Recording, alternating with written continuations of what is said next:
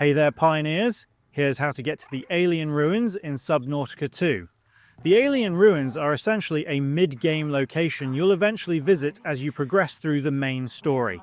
You'll eventually receive a signal pointing you there, but if you want to find it ahead of time without waiting for the beacon, here's how.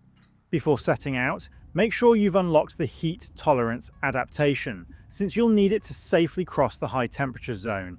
It's also highly recommended to bring a tadpole to make the long journey much faster. Of course, you'll need supplies like food, water, and some distraction flares for emergency purposes. It's also advisable to bring along some building materials so you could put up a second base there.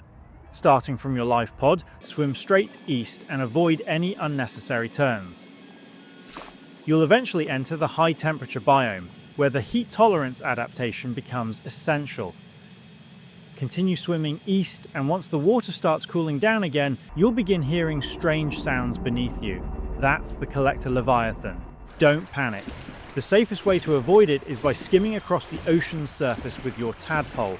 As you continue east, you'll eventually spot a structure rising above the horizon. That's the top of the alien tower. Swim close enough to the tower before diving down. At its base, you'll find a large circular platform which serves as the front courtyard of the alien ruins. Once you reach it, you've officially arrived at the alien ruins. And that's all of it. If this video helped, please leave a like or comment and subscribe to the channel for more straightforward guides.